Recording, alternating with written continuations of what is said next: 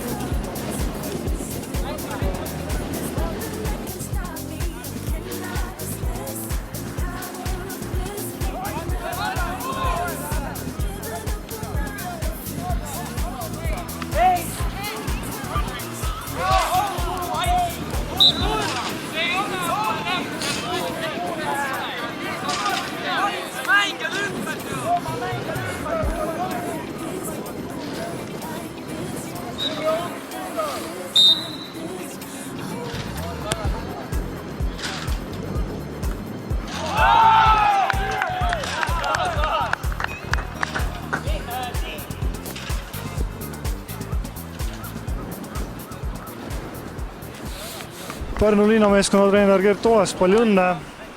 7-3 ja 3 võidupunkti koju kaasa. Kuidas mänguga rahule jäite ja mida selle mängu hindeks oma poistele annate?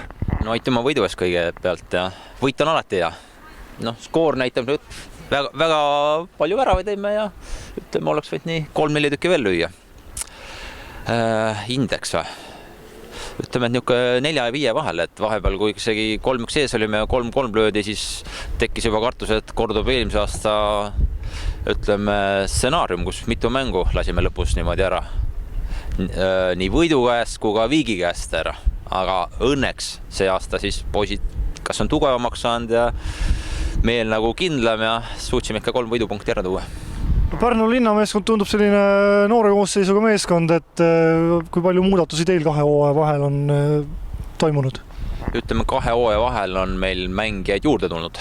Selles mõttes, et endised pärnakad, kes on mujal mänginud või kes on vigastuspausil olnud, on tagasi tulnud. Kedagi nagu ära ei lükka, kes tahab mängida, tulgu näidaku trennis ja kui on asjalik mängija, siis saab väljakule ka. No avavoorus tuli teil 0-2 kaotus, nüüd suureskooriline võit. Kas hooajaks mingisuguseid eesmärke ka püstitatud? Ütleme, miinimum eesmärk, nagu kõik ütlevad, et ei tahaks liigast välja kukkuda. Kui olid need hooajalised sõprusmängud, siis nähes seda mängude taset ja kuidas me ise mängisime, ma loodan, et tabeli keskel suudaksime rahulikult olla. Rakvere meeskonna iseloomustuseks ka midagi tänasest mängust? Kartsin tegelikult, et nad on agressiivsemad, teades eelmise aastast tagasisidet ja võib-olla ise 5, 6, 7 aastat tagasi ka siin mängitud, et ei olnud täna seda, koduvõistkonna meeletut tahet nagu. Et kartsin seda jah, et tuleb ikka väga-väga suure pressinguga peale, aga ma nüüd ei tea, kas teil on mängeid puudu või midagi igastest puudu teilt. Aitäh ja soovime edukat hooaja jätku. Aitüma. Reie Kuusik, sellist väravate sadu ilmselt ei oleks sa oodanud ka kõige halvemas unenäost? Kindlasti mitte, et ajalooliselt kõige suurem kaotus vist üldse Rakverel.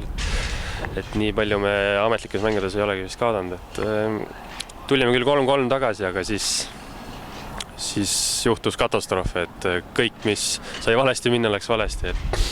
Et hästi palju individuaalseid eksumisi oli täna igas liinis, et kui need siuksed asjad sisse tulevad, siis ei olegi väga palju loota, et peame tööd tegema edasi ja pea püsti hoidma, et hooaeg on pikk veel, et see oli alles teine mäng, et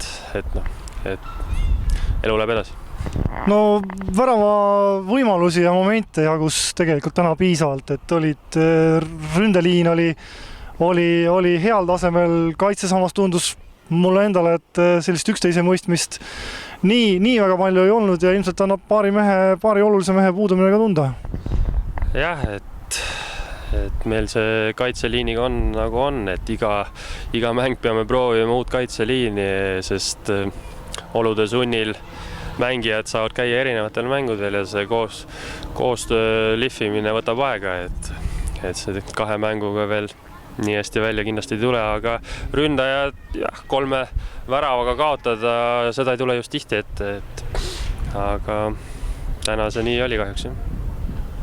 No loodame, et meeskond siiski pead norgu ei lase, alles teine voor, avavoorust ju küllaltki hea 1-1 viik Kuressaarega.